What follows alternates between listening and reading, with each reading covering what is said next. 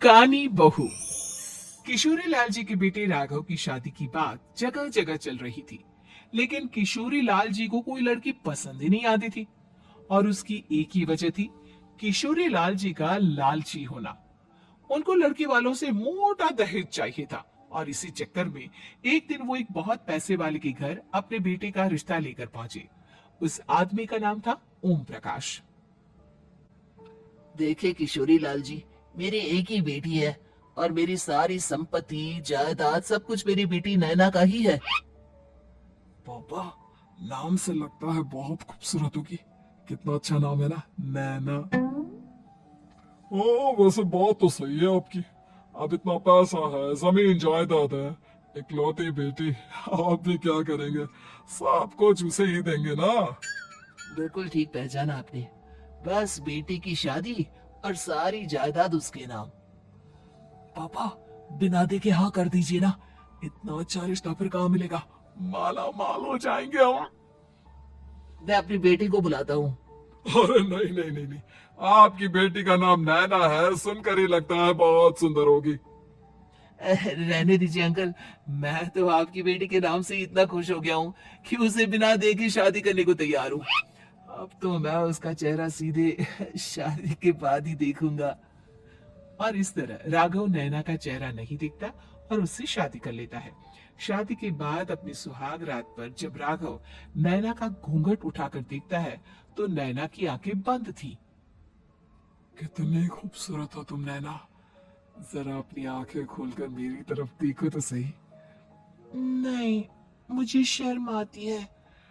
अरे, मैंने तुम्हें शादी से पहले भी नहीं देखा, और अब अगर तुम आंखें खोलकर मुझे देखोगी भी नहीं तो मुझे अच्छा कैसे लगेगा? इससे पहले कि नैना अपनी आंखें खोलकर राघव की तरफ देखती, अचानक से लाइट चली गई और राघव नैना को पूरी तरह से देख भी नहीं पाया। अगली सुबह नैना राघव के लिए नाश्ता बनाकर लेकर आई। अरे ये क्या? आधा पराठा सीका हुआ है और आधा बिल्कुल कच्चा। ये तुमने क्या किया नैना?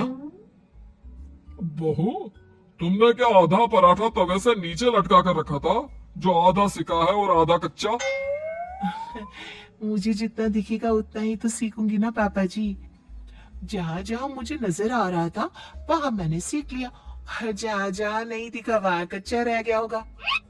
इसका क्या मतलब है? ये कैसा मजाक कर रही है तुम? अरे बहू, तुमने इतना लंबा घूंघट क्यों लगाया हुआ है? देखो, हमारे घर में बहुओं को बेटी की तरह रखा जाता है, और फिर तुम तो इतना सारा माल लेकर आई हो। देखो, ये घूंघट डालकर रखने की कोई जरूरत नहीं है। हाँ नैना, पापा जी ठीक कह रहा है, तुम तो आराम से रहो, अपना ही घर समझो। नैना अचानक से अपना घूंघट उठा लेती है। अरे ये क्या पापा, नैना की तो एक आंख फूटी हुई है। नाम से नैना, लेकिन ये तो कानी बहू निकली। मेरे साथ धोखा हुआ है, धोखा। बिना दिखाए अपनी कहानी लड़की मेरे संग ब्याह दी। मुझे कहानी भी नहीं चाहिए। मुझे अभी ओम प्रकाश जी से बात करनी पड़ेगी। आखिर उन्होंने मेरे साथ ऐसा किया क्यों? अरे, आप लोगों ने ही तो पापा से कहा था कि आप लोग शादी से पहले मुझे देखना नहीं चाहते। अब मेरे पापा पर क्यों इल्जाम लगा रहे हैं? अरे लेकिन उन्हें बताना तो चाहिए था ना कि तुम कहानी हो। एक आंख से तुम्हें दिखाई नहीं देता। किशोरी लाल और राघव नाराज होकर ओम प्रकाश को अपने घर बुलाते हैं। पापा जी, ये आपने क्या किया? शादी से पहले बताया क्यों नहीं कि नैना की आंखों में परेशानी है? अरे आप ही ने तो लड़की देखने से मना कर दिया था। अरे लेकिन आप बता तो सकते थे। आपको तो हमारी बेटी की प्रॉपर्टी चाहिए थी, वो भी पूरी की पूरी। अब क्या हुआ अगर उसे आधा दिखाई देता है? प्रॉपर्टी तो आपको पूरी मिल गई ना। अरे ये क्या बात हुई? मेरी शादी प्रॉपर्टी से नहीं, आपकी बेटी से हुई है। अब ये तो पहले सोचना चाहिए था। तब तो मेरी प्रॉपर्टी देखकर तुम्हारी जुबान लप लपा रही थी। लेकिन मैं कानी लड़की को अपनी बीवी बनाकर नहीं रख सकता। पापा, कुछ करिए ना आप। हाँ, करता हूँ। देखिए ओम प्रकाश जी, आप हमारे साथ ऐसा नहीं कर सकते। और तुम देखो, अगर तुमने मेरी बेटी से शादी तोड़ी ना, तो जो भी प्रॉपर्टी मैंने तुम्हें दी है वो तो पूरी की पूरी वापस ले ही लूंगा, और आधी प्रॉपर्टी तुम्हारी भी लूंगा। अरे मेरी आधी प्रॉपर्टी भला क्यों लेंगे आप? इसलिए क्योंकि मेरी बेटी को आधा नजर आता है, और उसकी नजर अभी तक तुम्हारी आधी जायदाद पर ही पड़ी है।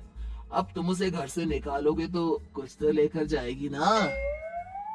और अगर हम आपकी बेटी को अपने घर की बहू बनाकर रखे तो? तो तुम्हारी पूरी प्रॉपर्टी तुम्हारी ही रहेगी, और जो मैंने तुम्हें दिया है ना, उसमें से बस मैं आधा लेकर जाऊंगा। अरे लेकिन अब आप अपनी दी हुई प्रॉपर्टी में से आधी वापस क्यों लेकर जाएंगे? अगर मैं आपकी बेटी को अपनी पत्नी बनाकर रखने को तैयार हूं तो? इसलिए ताकि भविष्य में अगर तुम मेरी बेटी को धोखा दो तो उसके पास कुछ तो रहे जो पति का हो। वैसे मेरे पास तो बहुत कुछ है, लेकिन अपने पति की कोई निशानी तो उसके पास होनी चाहिए ना। अब अगर तुमने मेरी बेटी को कहानी कहा तो तुम्हें प्रॉपर्टी भी कहानी ही मिलेगी, पूरी नहीं। जमाए राजा। किशोरी लाल और राघव समझ चुके थे कि वो बुरी तरह फंस चुके हैं और अब उनके पास वहां से निकलने का कोई चारा नहीं है। अब समझ में आया ना, लालच बुरी बला होती है।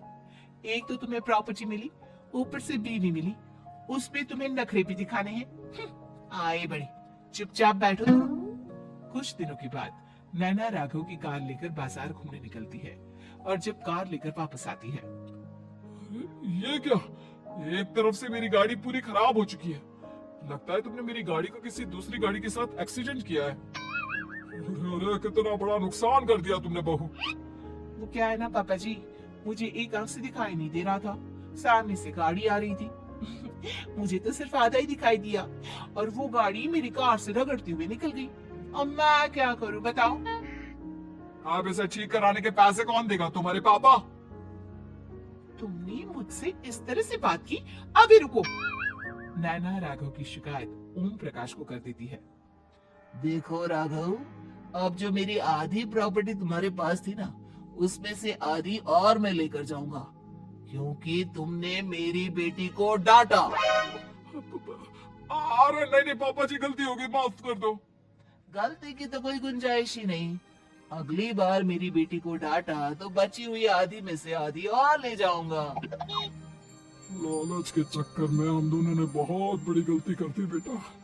एक तो तुम्हें कानी बहू मिली और ऊपर से जो माल मिला वो भी काला। इस तरह राघव की हर एक गलती पर ओम प्रकाश उसकी प्रॉपर्टी का आधा आधा हिस्सा लेकर अपना सारा माल वापस ले गया और राघव को कानी बीवी से काम चलाना पड़ा। भाई लालच वाकई में बुरी बला है।